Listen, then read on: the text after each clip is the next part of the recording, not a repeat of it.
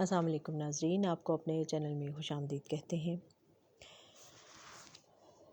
اے دل کی آنے والی قسط کی بات کریں گے، جس میں ثنا کی ماں اس کو کہتی ہے کہ تم بہت ہی خوش قسمت ہو، کبیر نے اپنی 2 فیکٹریوں کی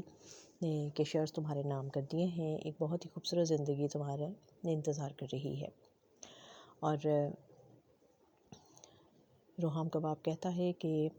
ان دونوں کے تعلقات ایسے نہیں تھے کہ چھوٹی سی بات پر وہ اتنی جلدی ایک دوسرے سے تعلق ختم کر دیں گے۔ اور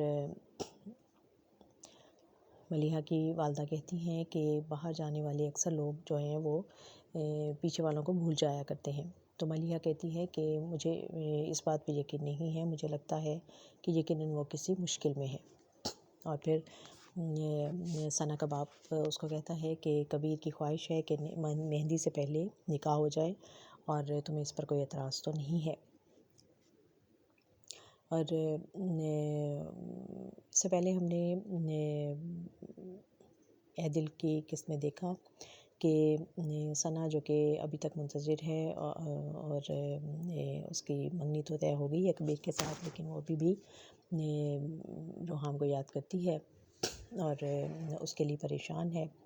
اور پھر جب وہ کبیر اس کو ہوٹل میں انوائٹ کرتا ہے اور وہ دونوں جاتے ہیں وہاں پر، اور جب کال کرنے کے لیے وہ وہاں سے باہر جاتا ہے تو وہاں اچانک سے روحام آ جاتا ہے اور وہ آ کے اس کو خاصا غصے میں اس سے بات کرتا ہے، جس پہ وہ کہتی ہے کہ اب میرا تمہارے ساتھ کوئی تعلق نہیں ہے اور مجھے امید ہے کہ کبیر مجھے بہت خوش رکھے گا اور وہ میری ہر خوشی کا خیال رکھتا ہے جو کہ تم نے نہیں رکھا، اور اب امید ہے کہ اب ہماری اس کے بعد ملاقات نہیں ہوگی۔ اور پھر وہ وہاں سے چلا جاتا ہے اور کبیر بہت خوش ہے اس کے ساتھ، اور دونوں بڑے اچھے انداز میں دونوں بیٹھ کر باتیں کرتے ہیں۔ ادھر ملیحہ جو ہے وہ ابھی تک منتظر ہے کہ محیط کا کچھ پتہ نہیں چل رہا، وہ اس کے چلی جاتی ہے، اس کے آفس میں جاتی ہے اور وہاں جا کر بھی اس کا پتہ کرتی ہے، لیکن وہ کہتے ہیں کہ